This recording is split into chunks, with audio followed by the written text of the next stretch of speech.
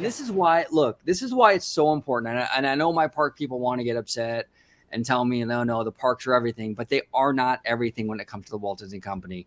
No. Walt Disney's nephew, Roy Disney, said, I think it was in that documentary, Waking Sleeping Beauty, the film business was, is, and will always be the heart of the company. And Peter Rice, because he's from that world, that studio side, he understands it.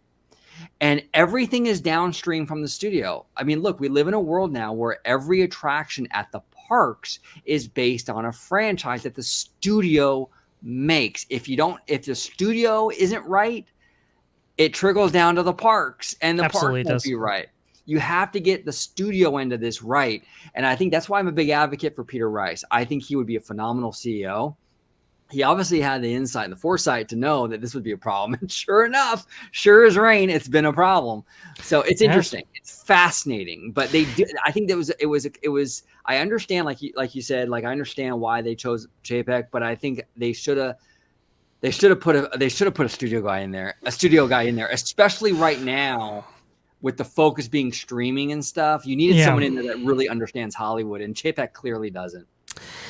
Probably, with the profound changes that were coming, not just from how the company does business, but for the entire industry, and Disney sets that tone. It probably would have been better to have a studio guy in place. I mean, our longtime colleague and friend said just as much, like, hey, there's a reason why studio guys are chosen.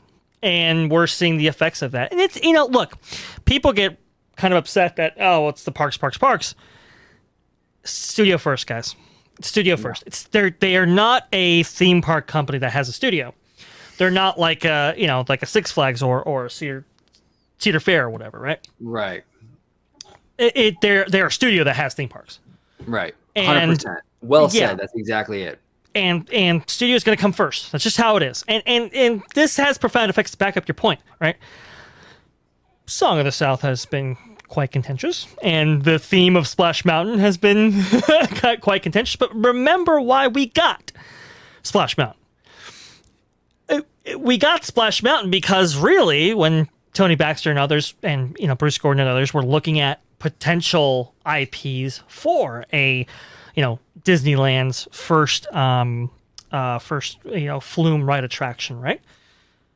They didn't have IPs to choose from because the studio was creatively just a nothing burger. I mean, right. I think at the time that Michael Eisner took over, the annual report came out and they had a listing of all the studios. I think, and back then I think it was 12 major studios or something like that, and Disney was like dead last by like a mile in terms of box office gross. I mean, they were nothing.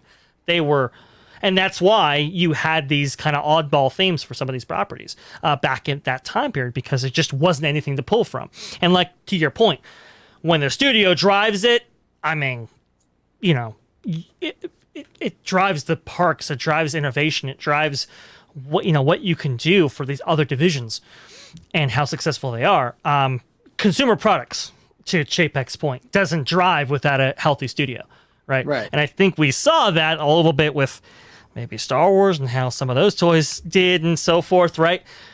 And I think that's why Chapek wanted to go in this direction with Kareem Daniels and so forth, and make people accountable and kind of hold the purse strings a little bit, because I think he understood that if you have creatives that aren't in line or in tune with consumer expectations and consumer preferences, that could really screw you if you're working at somebody like Consumer Products, when you have all this product that you have to sell and you can't because the studio couldn't get its act together, right? We saw that with Tron, actually, Tron Legacy. It was supposed to be a huge franchise, and it just bombed. It didn't bomb.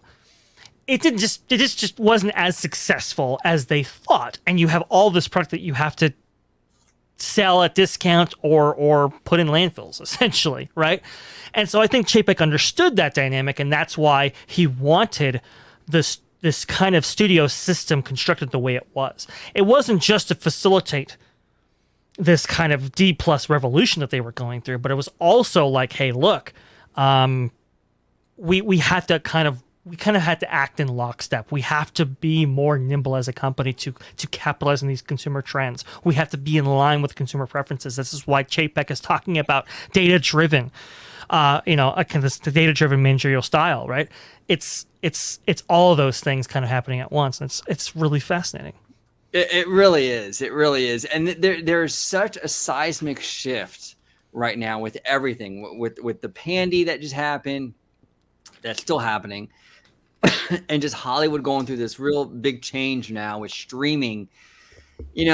These kind of growing pains are kind of expected, and it's not just Disney. I mean, Warner Brothers went through shit too with their day and date stuff, and all these studios are sort of learning as they go. And I think eventually, if I were to put like kind of a positive spin on this, I think at the end of the day, we're gonna find that everything that when the dust settles, Hollywood's gonna find the right mix of like how to do things, what goes into theaters, what goes into streaming, how to balance it, how to organize. I think eventually we'll get there. But right now, with the nuke that was just dropped, right, with the pandy and everything so fast, and now they gotta like scramble to adjust and everything. Disney, Warner, all the studios. I think that it's just gonna be a lot of, test and adjust as we go.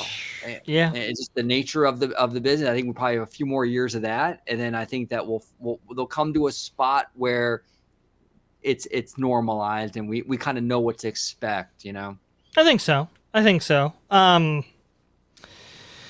Yeah, it's these kind of profound changes in the industry. At this level, to this extent, they don't happen super often. Right. I mean, for example, television, right? When it came out, I mean, a lot of people thought it was the death of the theater. Yeah. Model, right? But that's not necessarily how it worked out. This will have profound changes though with it. And how things are structured, how things are organized.